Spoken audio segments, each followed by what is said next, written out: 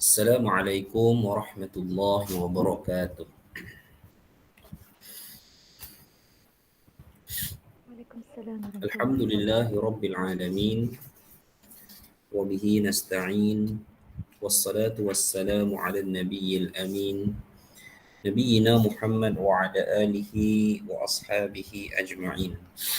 Rabbi shrah li sadri wa yassir li amri wahlul 'uqdatam min lisani yafqahu qawli.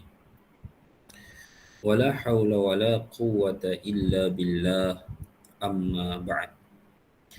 Ayuhal muslimun wal muslimat, ikhwatul iman wal akhawat, a'azzani Allah wa iyyakum. Hadirin yang berbahagia, yang dirahmati lagi dikasihi Allah sekalian. Alhamdulillah, pada petang ini kita dapat meneruskan siri tadabbur Al-Quran yang mana telah kita mulakan pada minggu lalu, surah Maryam.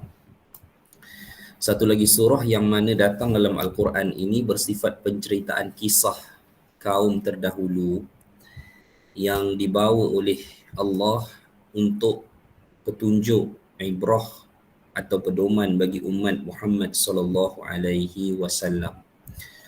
Kita bila membacakan berkenaan dengan surah Maryam, maka ini merupakan satu surah yang mengisahkan tentang perjalanan kenabian akhir, ataupun lebih tepat dalam bahasanya saya sebutkan dalam kisah perjalanan fasa-fasa akhir Bani Israel bersama dengan Nabi mereka.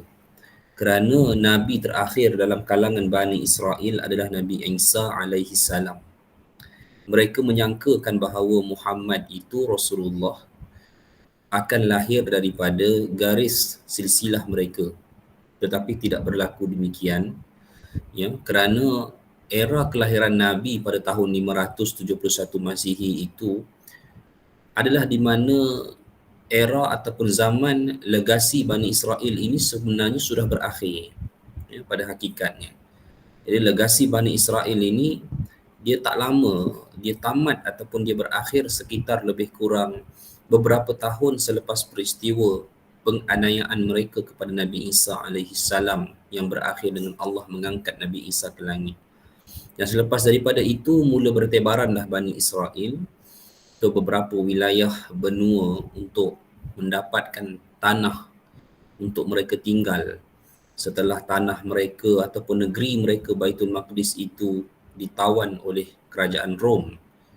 Pertempiaran mereka lari ke tanah orang, ke benua orang, ya, hidup bercampur baur dengan masyarakat yang lain, dan sehingga hampir 500 tahun ketika zaman kelahiran Nabi SAW, sebahagian Bani Israel yang duduk, yang lari ke tanah Arab itu pun sudah menjadi seperti orang Arab. Nama-nama mereka sudah nama Arab, ya. Walaupun mereka masih mengekalkan agama Yahudi, tetapi banyak daripada latar hidup mereka dan anak pinak mereka itu sudah pun bercampur baur dengan kaum setempat. Baik, jadi insya-Allah kita pada petang ini kita nak sambung lagi sebenarnya kisah siapa yang kita baca ni, iaitu pertamanya apa yang telah kita bawa dalam page yang pertama. Surah Maryam ini menceritakan tentang Nabi Allah Zakaria alaihi salam, yang mana secara ringkas ni kita ketahui bahawa Nabi Zakaria ini tidak punyai anak, tidak dikurniakan anak oleh Allah Azza wa Jalla sehingga usianya lanjut tua.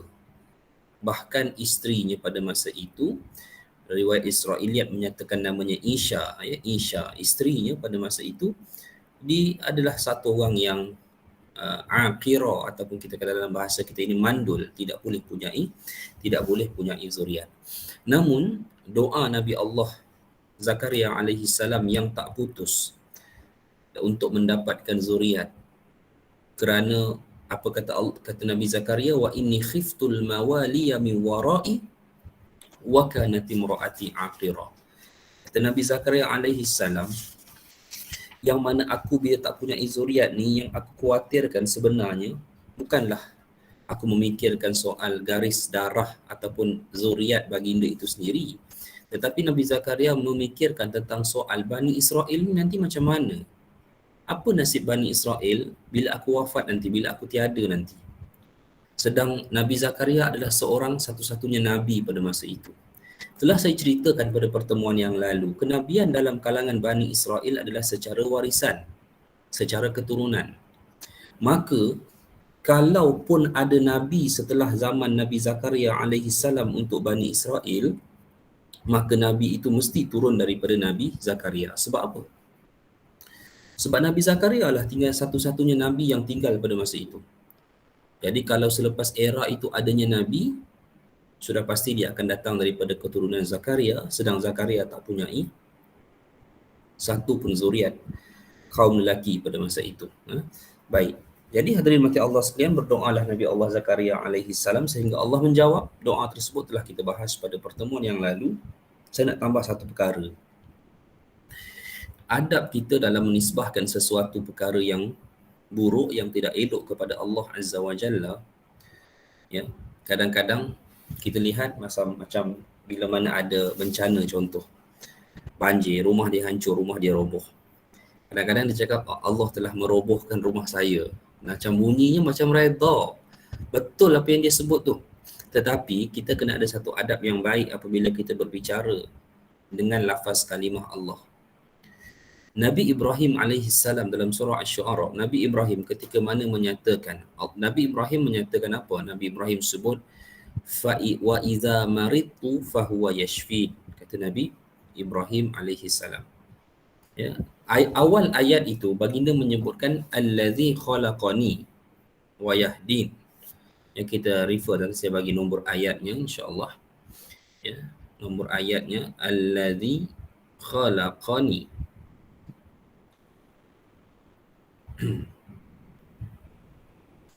Nanti siapa yang boleh ambil catatan, insya-Allah ayat ini duduk dalam surah Asy-Syu'ara. Ya, surah Asy-Syu'ara bermula daripada ayat 78. Ya, bermula daripada ayat 78. Baik. Jadi ayat 78 apa kata, ya, Nabi Ibrahim alaihi salam, allazi khalaqani fahuwa yahdin. Nabi Ibrahim menyatakan bahawa dialah yang telah pun menciptakan aku, kata Nabi Ibrahim alaihi salam, fahuwa yahdin, maka dialah yang memberikan petunjuk. Lepas tu Nabi Ibrahim kata apa? Wallazi huwa yut'imuni wa yasqin. Dialah yang telah pun memberi aku makan, yakni Allah, wa yasqin, dan dia juga yang memberi aku minum.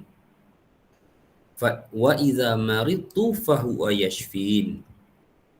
Dan apabila aku sakit, maka ialah yang mengubatinya. Cuba tengok dalam 3 perkataan ini.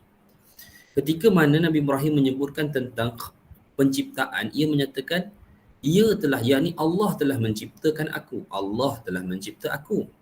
Dan Allah memberiku hidayah. Lalu Nabi Ibrahim juga sebut Allah telah memberiku makan dan Allah telah memberiku minum. Tetapi bila mana sampai kepada sakit, Nabi Ibrahim tak sebut Allah telah memberiku sakit. Tak. Allah telah memberiku sakit. Tidak, dia tak kata macam tu. Ya. Tapi dia kata ketika mana aku sakit. Apa bezanya? Kenapa Nabi Ibrahim tidak menyebutkan kalimah dan apabila Allah memberiku sakit? Kenapa tak disebutkan begitu? Kerana apa? Ada sebab dia. Kerana sakit ini merupakan satu musibah, satu keburukan. Maka secara adabnya kita tak menisbahkan lafaz itu spesifik langsung kepada Allah. Jadi kita cakap apa? Jadi kita cakap apabila aku sakit, dialah Allah yang menyembuhkan. Begitu. Sebab apa hadirin mati Allah sekalian? Sebab kita tak mahu meletakkan perkara buruk itu ke atas Allah, walaupun kita tahu setiap daripada, sedangkan Allah sebut dalam ayat yang lain, ma asaba min musibatin illa biiznillah. Tidak ada satu musibah pun yang tertimpa melainkan kesemua itu dengan izin daripada Allah Azza wa Jalla. Hatta seseorang yang terkena sihir, sakit lalu derita, mungkin meninggal pun, sihir itu terjadi disebabkan oleh izin daripada Allah Azza wa Jalla. Jadi ada sebablah hadirin mati Allah sekalian, apabila kita bercakap tentang sesuatu musibah, janganlah kita langsung direct kita katakan apa? Kita katakan, kalau contoh wal iyazu billah, kemalangan, dia pun cakap Allah telah memberi kemalangan kepada saya. Tak payah sebut. Tak payah sebut. Kita tahu kemalangan tu takkan jadi without izin daripada Allah. Ya. Tapi kalau kita nak nisbahkan hadirin mati Allah sekalian, ya, sesuatu perkara yang buruk itu sebaiknya kita tidak sebut, ataupun kita tidak kita katakan, kita tidak menisbahkan direct kepada Allah. Tetapi kalau perkara yang baik, contohnya biasanya kita dengar penceramah sebut segala yang baik datang dari Allah dan segala silap dan salah datang daripada saya sendiri. Bukankah silap dan salah itu hakikatnya juga adalah merupakan izin daripada Allah Azza wa Jalla. Begitu juga Nabi Allah Zakaria alaihi salam, ya, Nabi Zakaria alaihi salam dalam doa, kalau kita tengok, ya, doa itu Nabi Zakaria tidak menyebutkan walaupun engkau telah menjadikan isteriku mandul, tak sebut. Tak sebut begitu. Tapi Nabi Zakaria alaihi salam sebut apa? Ya, isteriku itu mandul, begitu. Jadi yang buruk itu, benda-benda yang buruk, kita tak langsung direct nisbah kepada lafaz ataupun kalimah Allah, walaupun kita akui sebenarnya kita boleh sebut satu peristiwa ini merupakan peringatan daripada Allah. Boleh. Macam kita katakan, banjir ke, apa ke, tenggelam ke, tsunami ke, gempa bumi ke, ini semua adalah bencana-bencana yang mana Allah beri kita peringatan. Tak apa kita sebut macam tu, tak jadi masalah. Okey, baik. Tapinya kalau kita nak nisbah direct, contoh rumah dia terbakar, dia pergi cakap Allah telah membakar rumah saya, macam tu tak boleh lah. Itu tak kena dia punya cara dia. Baik, insyaAllah. Okey, jadi insyaAllah kita nak sambung hari ni, puan-puan sekalian, ya Allah sekalian, kita nak sambung pada ayat, ada yang kat tangan ke tadi? Tak ada kan? Okey, kita nak sambung pada ayat yang seterusnya daripada surah Maryam ini, di mana kita pun dah baca pada minggu lalu. Allah dah jawab permintaan doa Nabi Allah Zakaria alaihi salam. Lalu mereka telah pun diberikan anak, iaitu Nabi Yahya alaihi salam. Dan kita nak lihat antara kelebihan Nabi Allah Zakaria ini dalam ayat yang ketujuh, bila mana Allah menyatakan, ya Zakaria, inna nubashiruka bi ghulamin ismuhu Yahya lam naj'al lahu min qablu samiyya. Wahai Zakaria, sesungguhnya kami memberi khabar gembira kepadamu akan beroleh seorang anak yang namanya Yahya. Baik, Allah sendiri telah memberikan nama itu Yahya sebagai isyarat anak ini akan diangkat menjadi seorang nabi yang akan memimpin Bani Israel. Lam naj'al lahu min qablu samiyya, yang sebelumnya kami belum pernah menciptakan orang yang serupa dengannya. Jadi ulama berbincang sebenarnya apa kelebihan Nabi Allah Zakaria alaihi salam. Ada yang menyatakan bahawa Nabi Zakaria ni adalah orang yang tak pernah buat silap. Orang yang tidak pernah melakukan satu kesilapan, walaupun dia akan bertentangan dengan satu hadis, kullu bani Adam khata'un, setiap daripada anak Adam itu akan melakukan kesilapan. Tapi ada pendapat menyatakan pengecualian kepada satu orang yang Allah jadikan tak melakukan kesilapan, iaitu Nabi Allah Yahya alaihi salam. Ini ada satu pendapat, kerana Allah kata kami belum pernah menciptakan orang yang serupa dengan dia. Baik. Ada pendapat lain menyatakan bahawa ini soal kenabian, di mana Nabi Yahya alaihi salam telah diangkat menjadi seorang nabi tatkala ia masih kecil lagi. Ia masih kanak-kanak. Jadi kenabiannya itu berlaku semasa ia masih kanak-kanak. Ini ada satu pendapat juga. Wallahu alam, kita boleh terima kedua-dua pendapat ini mungkin benar dan ada asasnya, kerana Quran sebenarnya tak banyak berbicara tentang Nabi Yahya. Kalau kita buka dalam semua surah, 114 surah dalam Al-Quran ini, kita ambil surah-surah yang membawa kepada kisah-kisah penceritaan, kisah Nabi Yahya ini kita hampir tak temui dalam mana-mana surah yang lain. Bahkan hadirin mati Allah sekalian, Nabi Yahya alaihi salam ini pun bagaimana kita sabitkan akhirnya dia dibunuh oleh kaum Bani Israel melalui periwayatan Israiliyat, kisahnya. Asasnya ada.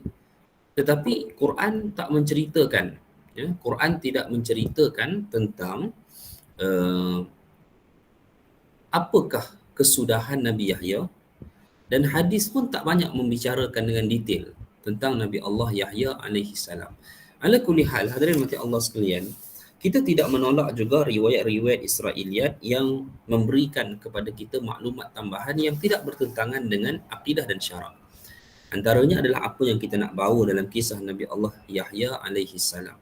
Jadi, insya-Allah kita sambung pada petang ini kisahnya di mana akhirnya kegembiraan itu berlaku kepada Nabi Allah Zakaria kerana ia mendapat jawapan, Allah memberinya Yahya. Ayat terakhir yang kita baca adalah ayat yang ke-11. Ya, fa kharaja ala qaumihi minal mihrab fa auha ilaihim an sabbihu bukratan wa ashiyya. Bila mana Nabi Zakaria alaihi salam telah pun mendapat jawapan yang pasti daripada Allah, dia akan diberi seorang anak lelaki yang akan menjadi nabi, maka dia langsung keluar kepada kaumnya dari kalangan Bani Israel. Nabi Zakaria kata apa? Ya, Nabi Zakaria memberi isyarat kepada kaumnya, an sabbihu bukrata wa ashiya. Hendaklah kamu bertasbih pada waktu pagi dan juga pada waktu petang. Kenapa ni? Kenapa tiba-tiba diberi arahan untuk bertasbih ni? Apa sebabnya? Sebabnya Nabi Zakaria nak bagi tahu kepada Bani Israel bahawa kamu kena bersyukur. Kenapa kamu kena bersyukur? Kerana Allah masih lagi melimpahkan rahmat kepada kamu semua, wahai Bani Israel, sebab Allah mengurniakan aku satu zuriat yang mana zuriat ini akan menjadi nabi memimpin kamu setelah ketiadaan aku nanti. Itu kalau ikut logiknya dah tak ada nabi dah dalam kalangan Bani Israel ini. Tapi Allah beri juga kepada Nabi Allah Yahya itu untuk memimpin Bani Israel. Jadi itulah yang cuba disampaikan oleh Nabi Zakaria kepada kaumnya Bani Israel, walaupun baginda terpaksa menyampaikannya dalam bahasa isyarat. Kenapa? Sebab bukankah Allah telah menyatakan, ya, antara Allah jadikan tanda benarnya kamu akan mendapat seorang anak lelaki ini, di mana kamu alla tukalliman nasa thalatha layalin sawiya, yang mana kamu tidak boleh berbicara dengan manusia selama 3 hari 3 malam berturut-turut tanpa adanya sebab. Itu tanda yang mana kamu betul akan dapat seorang anak lelaki. Baik, insya-Allah. Lahirlah Yahya. Yahya lahir normal lah. Kisah kelahiran yang biasa. Lahir melalui zaman bayi, zaman kanak-kanak. Ayat yang ke-12 pada hari ini. Ya Yahya khudil kitaba biquwwah wa atainahul hukma sabiyya. Kata Nabi Allah Yahya, kata Nabi Allah Zakaria alaihi salam, wahai Yahya, khudil kitaba biquwwah, ambillah kitab yakni Taurat itu dengan bersungguh-sungguh. Taurat Bani Israel memang agamanya Taurat, kitabnya Taurat. Sampailah diutuskan Isa alaihi salam. Sampailah, saya ulang, diutuskan Isa alaihi salam yang membawa syariat berlandaskan Injil kepada Bani Israel. Nanti kita akan cerita lepas ni kisah Isa. Bila sebut Injil ni, kita dah sebut awal-awal, kita clarify awal-awal yang mana ianya tak ada kaitan sama sekali dengan agama Kristian yang ada pada hari ini. Walaupun sinonim kan, Kristian, Injil, Bible. Tak. Itu semua adalah rekaan-rekaan baru yang muncul. Kitab Injil Allah utuskan kepada siapa sebenarnya? Kepada Nabi Isa untuk menjadi panduan Bani Israel menggantikan kitab Taurat. Itulah yang sepatutnya. Baik. Soal mereka nak ikut tak ikut nanti kita akan bahaskan, insya-Allah. Baik, kita sambung.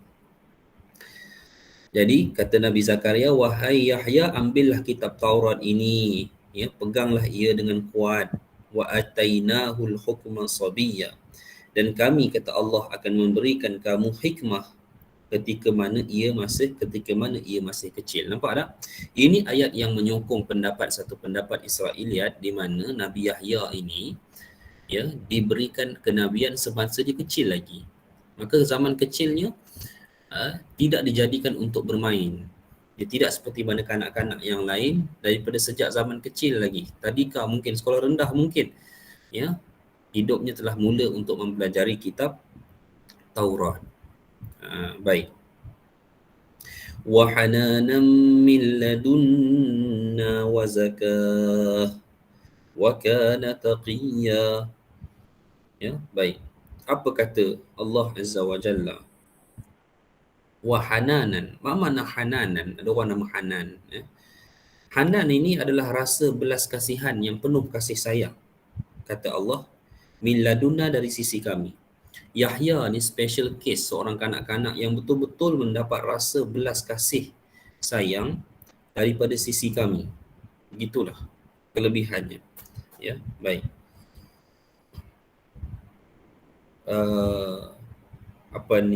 Kalau kita tengok Hanan itu salah satu daripada nama Allah lah. Ya Hanan, Ya Manan kan. Ya Hanan ni yang maha memberi kasih sayang. Begitu. Baik. Dia mendapat kasih sayang yang begitu mendalam daripada kami, kata Allah. Wa zakah. Inilah dia, wa zakah. Ini satu kalimah yang merujuk kepada ada pendapat menyatakan Nabi Allah Yahya dijadikan orang yang memang suci langsung daripada sebarang kesalahan. Dan memang sifat Nabi itu semuanya maksum, tidak dikira dosa atas mereka. Wa kana taqiyya, dan dia adalah satu orang yang sangat bertakwa. Wa barram biwalidayhi wa lam yakun jabbaran 'asiyya. Baik. Allah Azza wa Jalla, dia adalah satu orang yang sangat berbakti kepada orang tuanya. Walam yakun jabbaran 'asiyya, dia tidak menjadi satu orang yang sombong dan dia tidak menjadi satu orang yang durhaka. Baik. Wa salamun 'alaihi yauma wulida wa yauma yamutu wa yauma yub'atsu hayya. Dan sejahteralah ke atas kamu pada hari kamu dilahirkan. Dan sejahteralah ke atasnya, yakni Yahya, pada hari ia dilahirkan, dan pada hari ia mati, dan pada hari ia dibangkitkan semula nanti. Baik. Kisah Nabi Yahya berakhir di sini dalam surah Maryam pada ayat yang ke-15. Kita nak masuk sikit. Apakah kisah Nabi Yahya yang boleh kita ambil ibrah, kisah tauladan? Seperti mana yang saya katakan tadi, kita terpaksa mencedok beberapa riwayat. Hatta dalam garis periwayatan Israiliyat, untuk kita lihat apakah sebenar kisah yang berlaku kepada Nabi Yahya, kerana ceritanya tak banyak, puan-puan sekalian. Ceritanya tidak banyak. Baik. Apapun, pertama Nabi Yahya tidak sempat lama memimpin Bani Israel. Bahkan semasa hayat Nabi Yahya, ayahnya Nabi Zakaria itu masih ada. Allah memanjangkan usia Nabi Zakaria ayahnya. Baik, salah satu riwayat yang menceritakan tentang Nabi Yahya ini adalah di waktu kehidupan Nabi Yahya alaihi salam sudah muncul satu perangai di kalangan Bani Israel yang Allah sangat murka, iaitu sumbang mahram. Apa cerita sumbang mahram ni? Sebenarnya mereka ini sudah mula nak berkahwin sesama ahli keluarga mereka sendiri.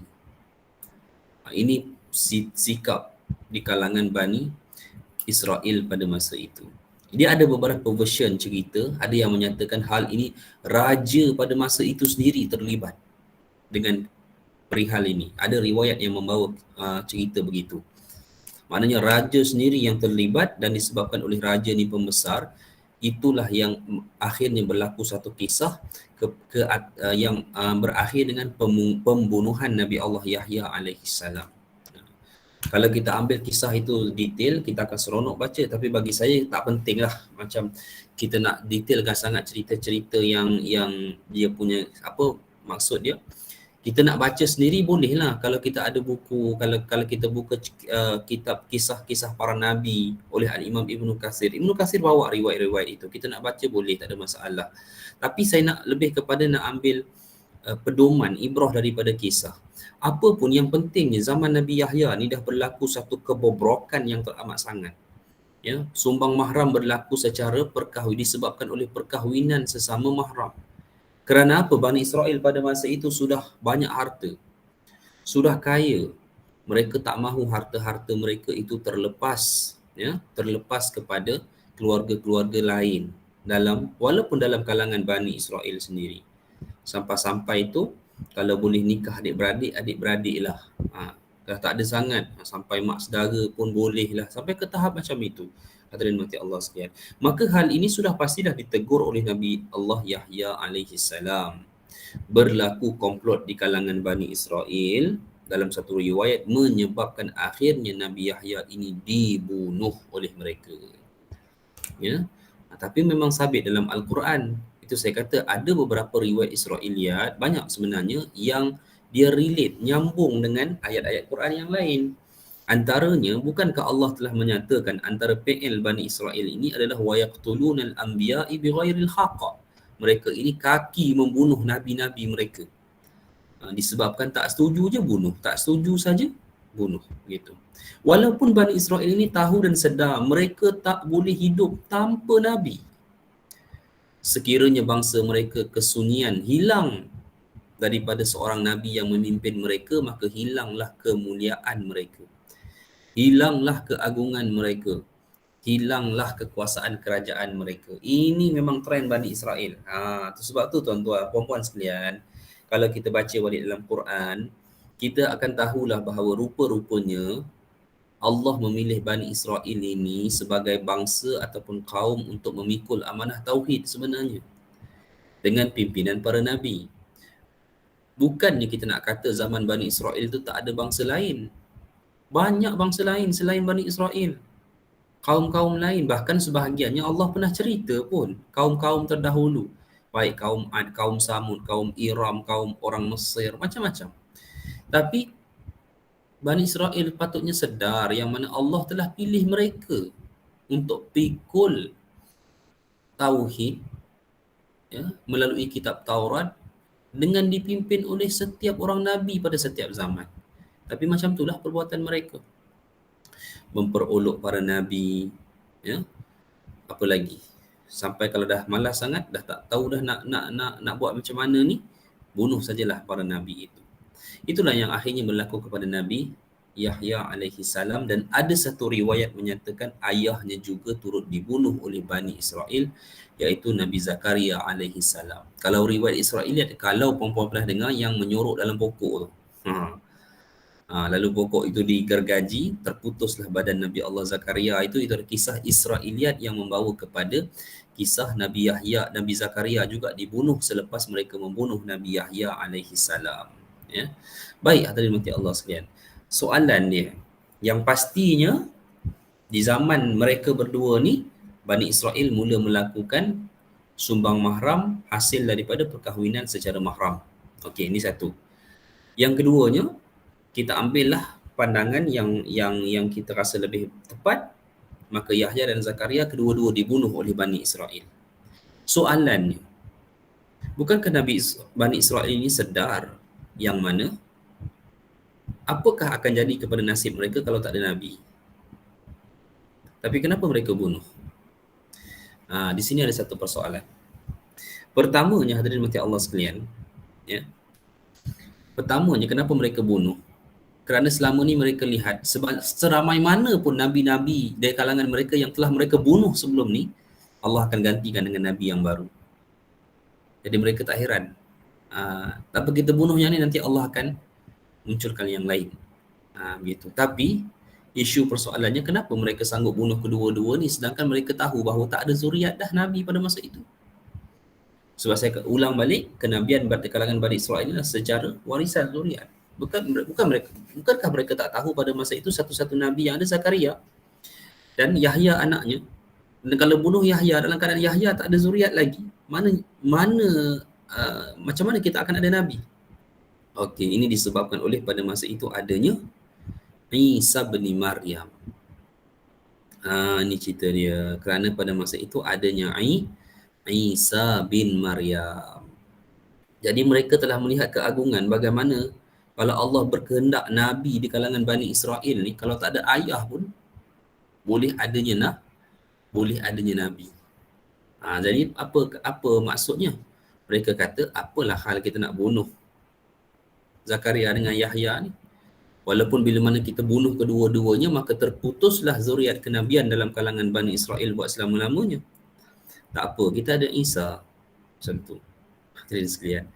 Ya, Isa ini bukankah dia adalah merupakan dia merupakan Nabi tanpa ayah. Tapi akhirnya kan Nabi Isa juga dibunuh. Tapi tak dibunuhlah, mereka mengadakan komplot sehingga kerajaan Rom menjatuhkan hukuman bunuh kepada Isa, Allah angkat. Sebab dalam masa yang sama dalam kitab mereka juga telah dikhabarkan akan ada lagi Nabi pengakhir, penutup. Tapi sebenarnya mereka lupa, mereka tak baca betul-betul. Allah tak mention pun Nabi itu daripada kalangan bangsa mereka. Nampak dah? Baik. Apa yang kita nak faham kat sini? Kalaulah mereka betul-betul baca kitab mereka, mereka faham, mereka akan khawatir. Mereka akan faham mesej daripada Allah yang mana Nabi pengakhiran itu tidaklah dijadikan untuk Bani Israel sahaja, ya, tetapi dijadikan untuk seluruh daripada kaum dan bangsa yang akan ada sebelum hari kiamat. Jadi apa yang telah mereka lakukan pada Zakaria dan Yahya telah membuktikan bahawa Bani Israel ini begitu mudah untuk membunuh Nabi mereka, dan mereka berharap kemuliaan mereka pada masa itu ada di tangan Isa bin Maryam. Sebab apa tuan-tuan? Mereka melihat Yahya ni bijak. Pendapat yang kuat menyatakan Yahya lahir dulu sebelum Zakaria, sebelum Isa. Mereka lihat Yahya ni bijak, waktu kecil sudah diberikan kitab Taurat, sudah menguasai kitab Taurat. Tapi mereka nampak Isa lagi bijak. Sebab apa, puan-puan sekalian? Nanti kita akan baca Isa boleh berdebit ketika mana dia masih bayi untuk membebaskan tuduhan ke atas ibunya Maryam. Jadi dia kata, kita ada Isa. Mereka kata, kita ada Isa, kita ada Nabi yang hebat begini. Jadi apakah masalahnya kalau kita bunuh Yahya dengan Zakaria yang tidak bersetuju dengan amalan-amalan kita ni? Baik, inilah kisah dia, hadirin mati Allah sekalian. Sebelum kita lanjut kisah Isa, kita akan lihat beberapa soalan ataupun kenyataan yang muncul di sini. Baik. Puan Nur Hazia bertanya, kitab Injil sekarang bukanlah yang asli lagi, betul? Apakah yang buat kitab Injil sekarang tak asli? Kerana Injil ditulis semula. Ketika munculnya agama Kristian, kitab Injil itu ditulis semula oleh tangan-tangan manusia. Oleh tangan-tangan yang memanipulasi kitab tersebut. Apakah ayat-ayatnya telah ditukar, dibuang pada setengah ayat? Ya, ayat-ayatnya ditukar, dibuang setengah ayat, sebahagian ayat yang lain dibuang, dan ada juga ayat yang masih kekal dalam Injil. Okey? Yang ada pada hari ini. Siapakah yang modify ayat-ayat Injil? Ini saya dah kata dah tadi, jawapannya adalah tangan-tangan, sebenarnya tangan-tangan Yahudi sebenarnya. Tangan-tangan Yahudi yang melakukan kerja ini sepeninggalan Nabi Allah Isa alaihi salam sekitar lebih kurang 300 tahun. Sebab Kristian muncul 300 tahun selepas Isa alaihi salam. Ketika mana munculnya seorang raja Rom bernama Konstantin, yang mana ibunya berajaran dengan ajaran Injil. Tapi ialah, nak kata macam mana, dah 300 tahun dari zaman Nabi Isa, orang yang berada atas ajaran Injil pada masa itu pun tak semuanya betul-betul solid. Tak semuanya betul-betul akan kitab tersebut. Walhasil, pada masa itu adalah orang yang berpegang kepada ajaran Injil, tapi dia tak ada maklumat ataupun dia tak ada pegangan yang betul-betul kuat seperti mana kita lah pada hari ini yang Allah jaga kita. Sebab tu kita hari ini, akidah kita, agama kita terpelihara because Allah pelihara Quran. Cuba Allah tak pelihara Quran, agak-agak kita jadi macam mana hari ini? Adakah Quran kita kan? Perempuan boleh fikirlah macam mana. Kita semua boleh fikir, kalau Allah tak jaga sendiri Quran tu, macam mana jadi Quran kita pada hari ini? Kerana Allah pelihara. Injil cukup dengan 300 tahun, Allah lepaskan ke tangan manusia untuk jaga. Siapa yang betul-betul dapat menjaga Injil? Tak ramai. Yang dapat menjaga Injil ini adalah 12 orang daripada sahabat Nabi Isa alaihi salam yang bertebaran menyampaikan agama, dan Injil, ajaran Injil yang sebenar ataupun kitab yang sebenar itu hanya dapat dipelihara oleh beberapa orang sahaja. Contohnya, ajaran yang sampai kepada sepupu, kepada Khadijah, Warqah bin Naufal, kan dia pengamal kitab Injil, ya. Sebab tu dia tahu yang datang kepada Nabi di Gua Hira itu adalah namusun azim, pembawa berita besar iaitu Jibril. Dia tahu, because dia mengamalkan, dia beragama ajaran Injil, kan. Jadi beberapa orang, tapi ialah agama khilaf kan pada masa itu. Orang yang benar pun takkan dikatakan yang benar pada masa itu, ya. Baik, hadirin mati Allah sekalian. Jadi moga-moga kita fahamlah gambaran itu sebelum kita masuk kisah Isa alaihi salam. Nanti kalau kita masuk kisah Isa, nanti kita akan lebih fahamlah tentang kitab Injil itu sendiri. Baik. Adakah dalam Injil tertulis mengatakan Nabi Isa adalah Tuhan, anak Tuhan? No. Dalam kitab Injil, hatta yang mereka telah modified, tidak ada satu ayat pun yang menyatakan bahawa Nabi Isa menyatakan, ataupun ayat yang menyatakan Nabi Isa anak Tuhan, ataupun Nabi Isa sendiri yang menyatakan dia adalah anak Tuhan. Itu satu pun tak ada. Hatta dalam Injil yang telah dimodified. Maksudnya apa, perempuan? Kalaulah mereka nak modified betul-betul, modified je lah betul-betul, kan? Verify lah sekali pegangan yang mereka pegang. Kan mereka pegang Isa tu anak Tuhan. So kenapa mereka tak tambah, include dalam kitab itu yang menyatakan Isa itu anak Tuhan? Tapi inilah kerja Allah sebenarnya yang akan menjadi hujah akhir nanti ketika Nabi Isa turun balik. Ini yang akan dibawa sendiri oleh Nabi Isa alaihi salam. Kamu tak akan bertemu dalam kitab itu yang menyatakan bahawa aku adalah anak Tuhan. Tak ada. Itu ada hikmahnya nanti, insya-Allah. Baik. Pada usia berapa Nabi Yahya usia kanak-kanak Zakaria dibunuh? Memang dah tua ketika isterinya mengandungkan. Ya, betul. Nabi Zakaria amat tua pada masa isterinya mengandung. Pada masa usia berapa Nabi Yahya dibunuh? Wallahu alam.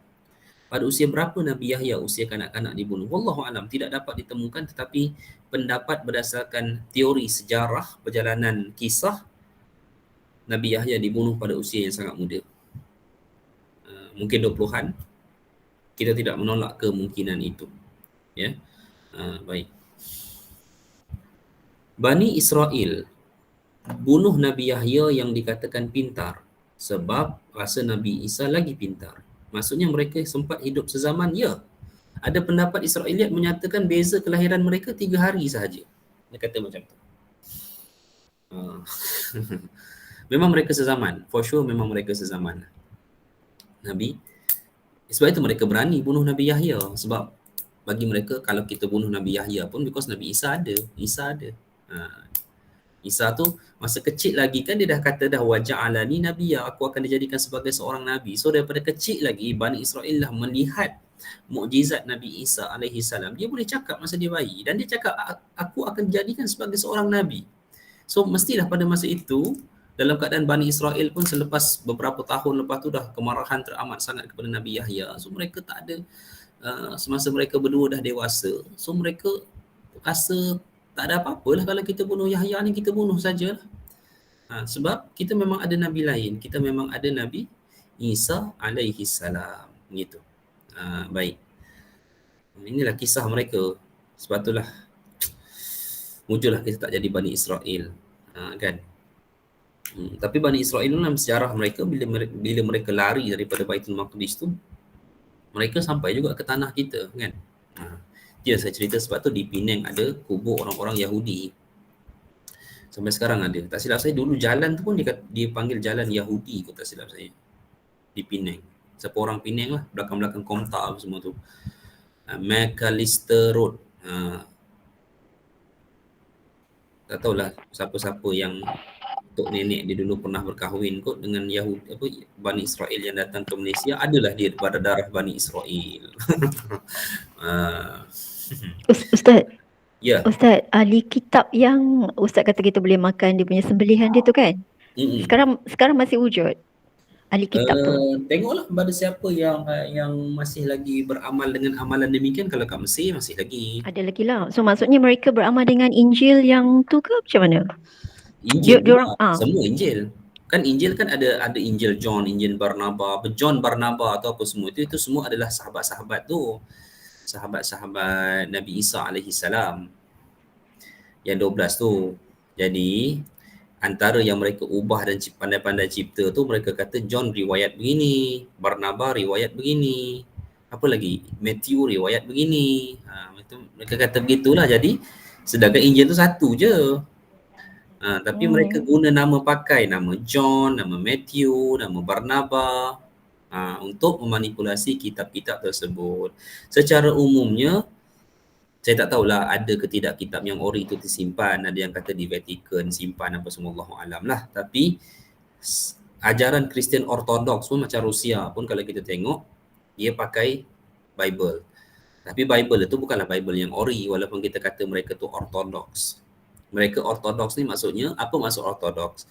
Pengamalan mereka itu lebih mirip kepada yang asal. yang asal. Ya, Macam Armenia tu Armenia tu dia Ortodoks. Armenia. Apa contohnya? Contohnya kan sepatutnya kalau orang Kristian kan yang perempuan keluar kan kena pakai tudung. Adalah kelompok-kelompok orang tua di sana yang masih mengamalkan benda tu. Ada kelompok-kelompok muda di negara-negara Ortodoks tu, mereka tak pakai tudung tu pasal apa? Macam orang kita Melayu lah tak pakai tudung Islam. Mereka tahu tudung wajib tapi mereka tak pakai. Jadi mereka tahu dalam agama mereka tu tudung diwajibkan bagi perempuan tapi mereka tak memakai. Itulah. Okey. Faham. Baik. Terima kasih Ustaz. Okey, sambung lagi.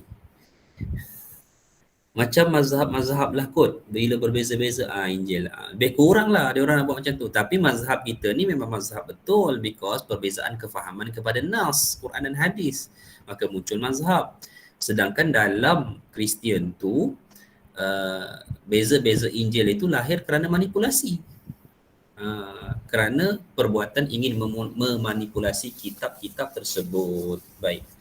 Nanti saya ceritakanlah secara detail kenapa dia jadi macam tu. Sebab, okeylah saya cerita dululah awal-awal. Nanti kalau saya cerita balik, nanti kita akan lebih faham. Kan semasa mana Nabi Isa alaihi salam itu diangkat oleh Allah.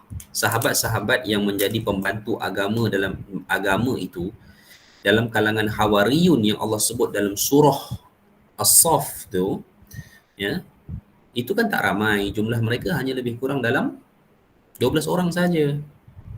Jadi mereka tu semua menyelamatkan diri. Kan? Mengikut riwayat yang sahih, salah seorangnya yang Allah tukar menjadi Nabi Isa dah dibunuh. Jadi 11 lagi tu melarikan diri keluar daripada bumi Syam apa semua, mereka lari. Mereka pergi ke tempat orang, siapa yang mereka boleh sampaikan agama, mereka sampaikan. Jadi, in between sampai tempoh 500 tahun zaman Nabi itu, adalah generasi-generasi yang menerima ajaran Taurat ajaran Injil yang sebenar yang dibawa oleh Hawariyun, 12 orang sahabat Nabi Isa alaihi salam. Tapi tak ramai kerana mainstream ajaran Injil pada masa itu sudah menjadi agama Kristian. Sebab itu Waraqah bin Naufal, sepupu kepada Khadijah tu, yang beramal dengan kitab Injil dan fasih bahasa Ibrani, dia bukan Kristian. Dia bukan Kristian. Apa dia bukan Kristian? Dia tak faham Isa itu anak Tuhan. Sebab itu hijrah para sahabat pertama kan ke bumi Habsyah. Siapa rajanya? Kristian rajanya. Siapa rajanya? Najasyi. Najasyi itu kan akhirnya diiktiraf sebagai seorang Muslim. Nabi solatkan jenazah dia secara gaib dan itulah satu-satunya jenazah yang Nabi solatkan secara gaib. Najasyi, Raja Ethiopia, Raja Habsyah. Asalnya Kristian sebab Habsyah itu kolonial kolonial Rom yang beragama Kristian. Tetapi bila mana dia bertemu dengan Ja'far bin Abi Talib, dia terkejut, teruja macam mana Ja'far boleh tahu tentang kisah Jesus, tentang kisah Isa. Ja'far kata, bagaimana kami tak tahu? antara ayat yang diturunkan kepada Nabi kami Muhammad adalah kisah tentang Isa bin Maryam. Jadi Najasyi rasa terkejut dan dia minta bacakan ayat-ayat tentang Nabi Maryam ni. Dia minta Ja'far baca surah Maryam. Ja'far baca surah Maryam. Bukankah dalam surah Maryam ini menyatakan bahawa Isa itu dilahirkan tanpa bapa? Dia dilahirkan oleh Maryam. Dia bukan anak Tuhan. Itu yang Najasyi dengar tu. Maka Najasyi telah menerima kebenaran ini. Dia beriman dengan Nabi SAW, cuma dia tak declare kepada negara dan rakyat dia. Itu kisahnya lah. Baik. Okey. Macam mana Yahudi Ahlul Kitab di US, di UK masih kuat berpegang pada makanan kosher, halal tu semua? Macam mana Yahudi Ahlul Kitab di US dan di UK, memang ada kelompok Yahudi yang ni tak dinafikan, memang ada Yahudi Ahlul Kitab.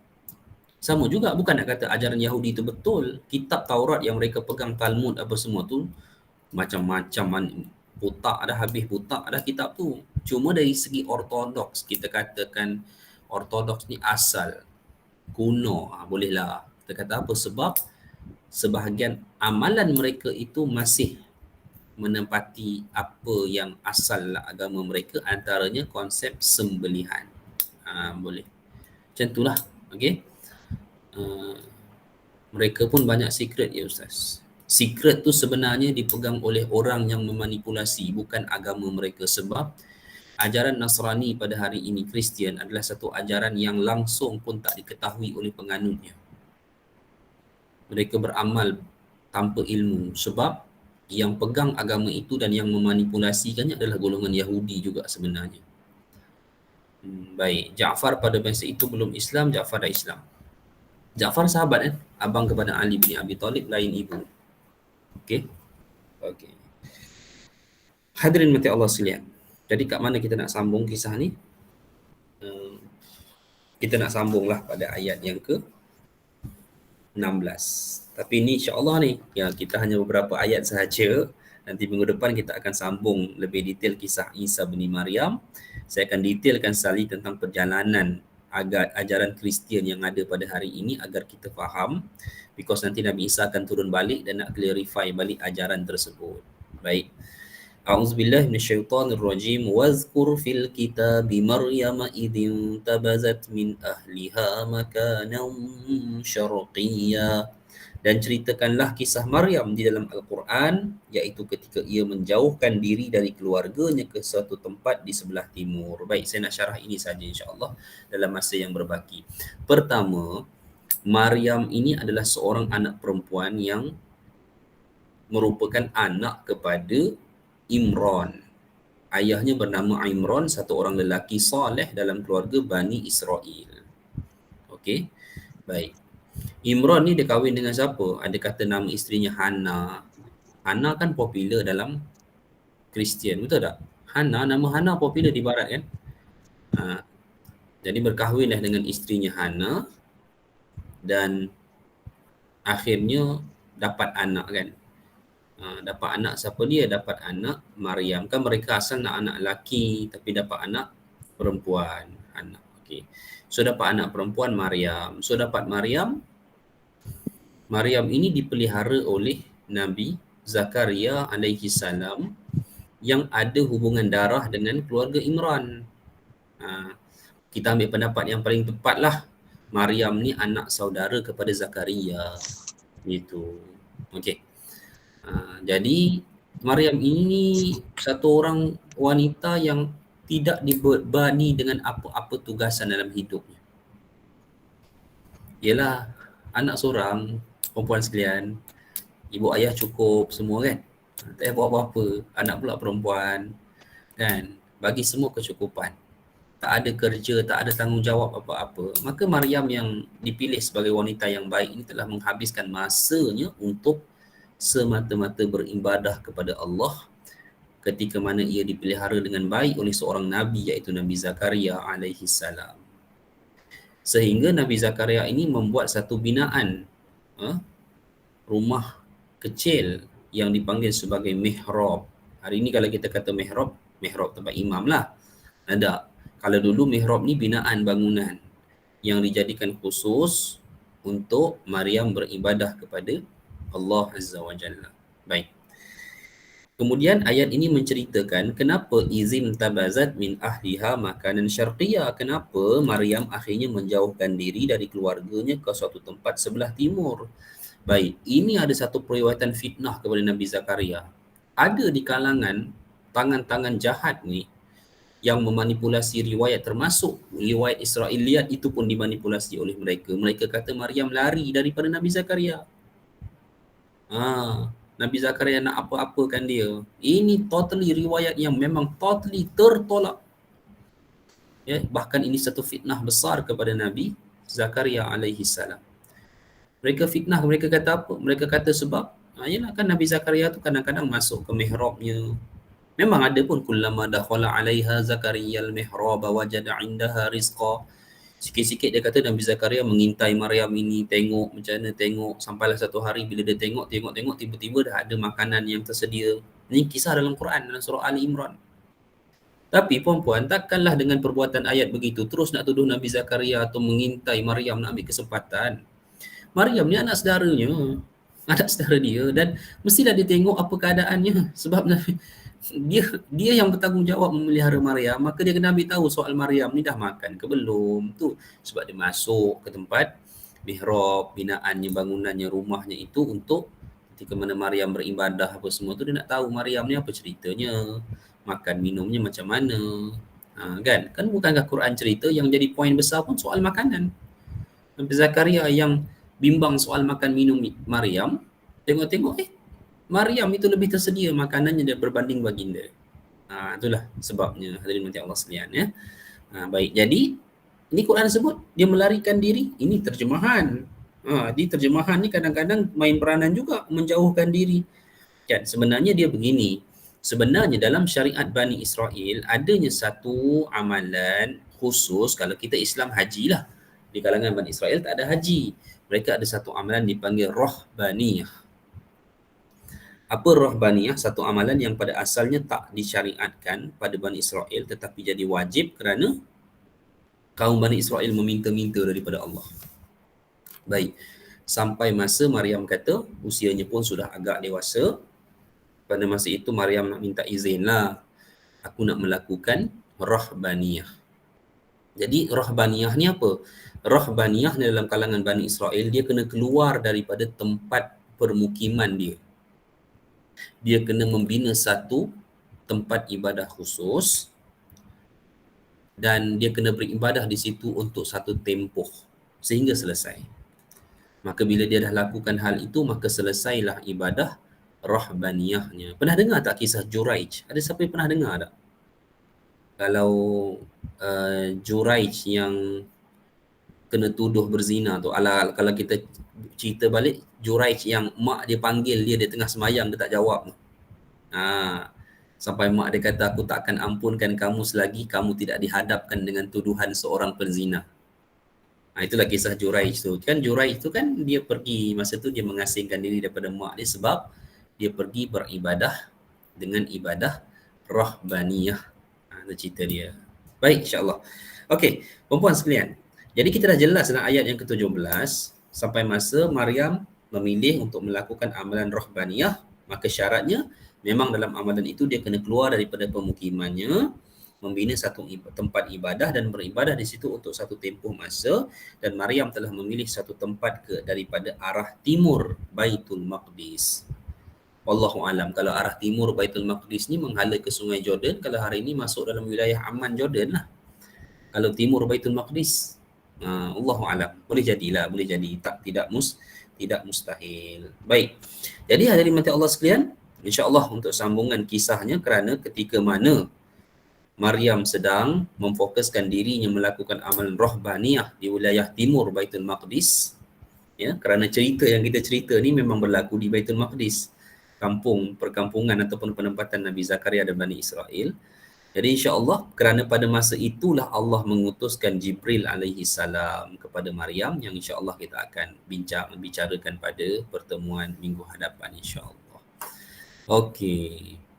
Dikatakan tersedia makanan buat Maryam yang fokus beribadah pada setiap waktu pada Allah. Ya benar, adakah dia memohon diturunkan makanan tersebut atau Allah turunkan kepadanya, Allahu alam, sama ada ia mohon ataupun tidak. Tetapi Allah memang sentiasa berikan makanan kepada Maryam. Makanan ini ada satu, tak tahulah perempuan nak terima pun terimalah, tak terima pun tak apa.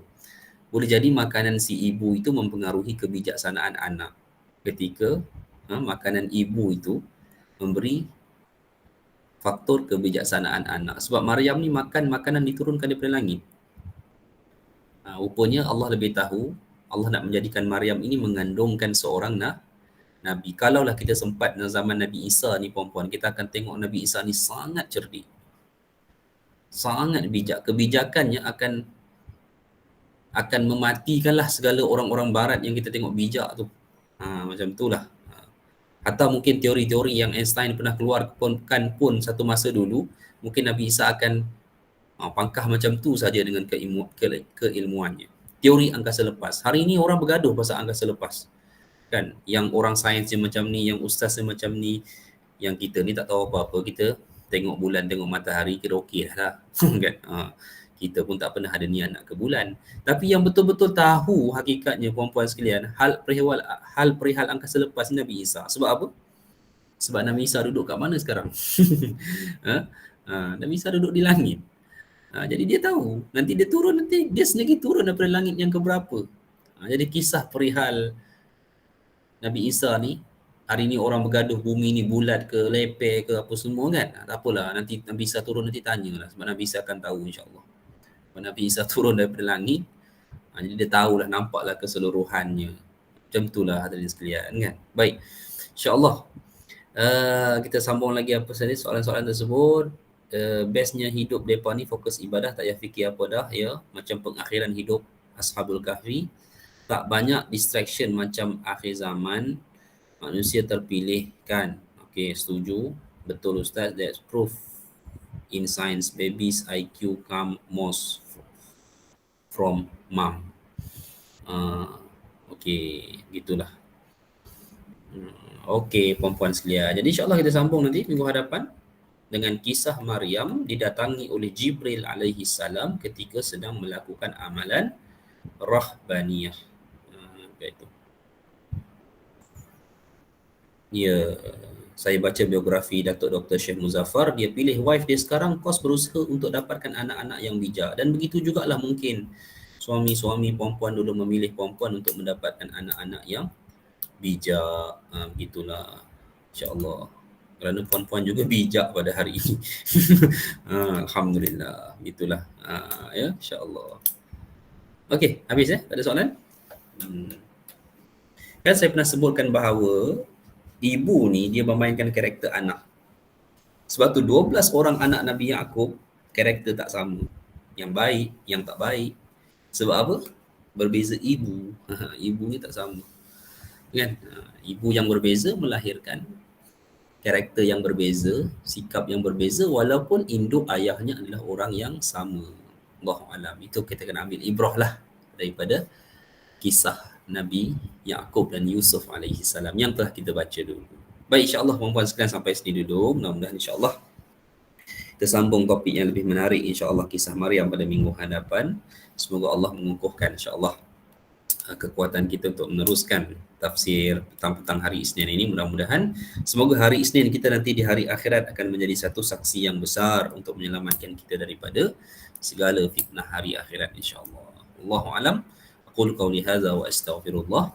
Assalamualaikum warahmatullahi wabarakatuh. Waalaikumsalam warahmatullahi wabarakatuh. Assalamualaikum warahmatullahi wabarakatuh. Jazakallah khairan Ustaz.